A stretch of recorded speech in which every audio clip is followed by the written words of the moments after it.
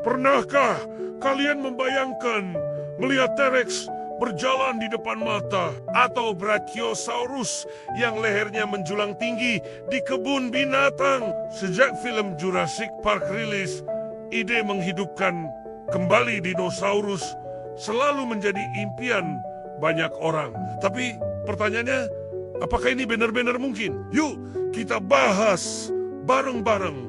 Secara teori, ide menghidupkan kembali dinosaurus terdengar simpel. Kita hanya butuh DNA mereka, kan? Mitos yang paling populer adalah kita bisa menemukan DNA dinosaurus dari nyamuk purba yang terperangkap dalam ember, persis seperti di film. Sayangnya, ini hanyalah fiksi ilmiah. DNA adalah molekul yang sangat rapuh. Setelah seekor makhluk hidup mati, DNA-nya akan mulai terurai. Para ilmuwan memperkirakan dalam kondisi ideal sekalipun, DNA hanya bisa bertahan sekitar 1 juta tahun.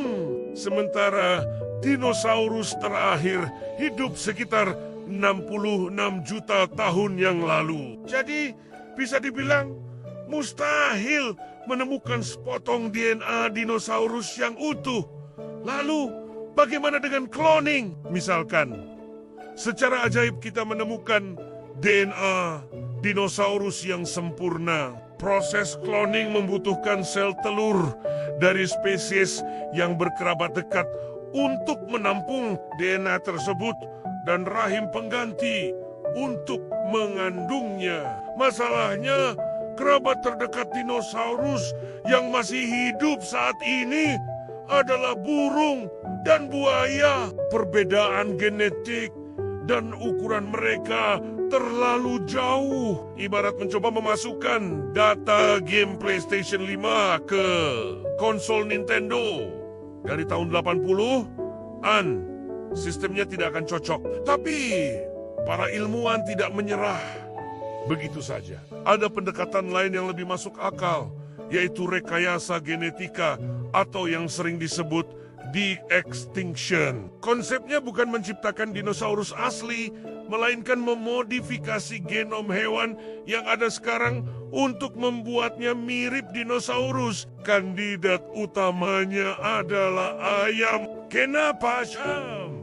Karena burung adalah keturunan langsung dari sekelompok dinosaurus Theropida yang juga mencakup T-Rex dan Velociraptor.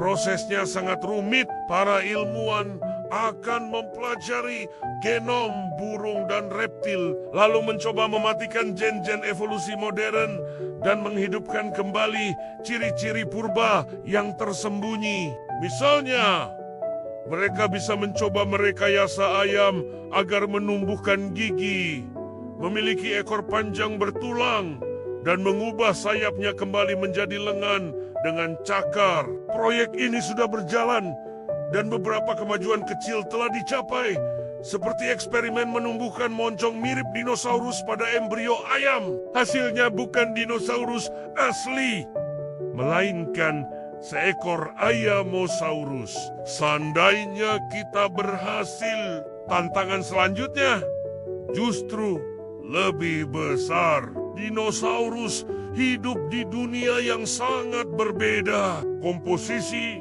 atmosfer, suhu, dan tanaman di zaman mereka sangat jauh berbeda dengan sekarang. Membawa mereka ke dunia modern bisa jadi sangat kejam. Mereka mungkin tidak bisa bernapas dengan baik, tidak bisa mencerna tanaman modern, dan rentan terhadap penyakit-penyakit masa kini. Belum lagi pertanyaan etisnya.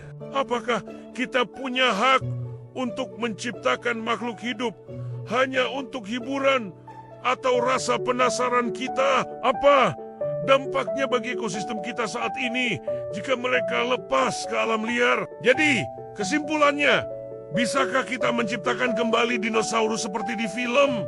Jawabannya hampir pasti tidak. DNA dinosaurus asli sudah hilang selamanya ditelan waktu. Namun, kemungkinan untuk merekayasa hewan modern agar memiliki ciri-ciri mirip dinosaurus memang ada, meskipun jalannya masih sangat panjang dan penuh dengan tantangan teknis serta etis.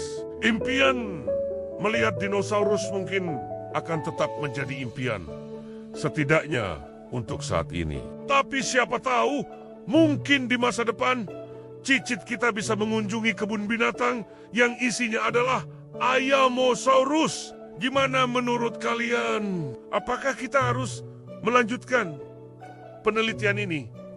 Coba tulis pendapat kalian di kolom komentar ya. Terima kasih udah menonton. Jangan lupa like, subscribe, dan sampai jumpa di video berikutnya.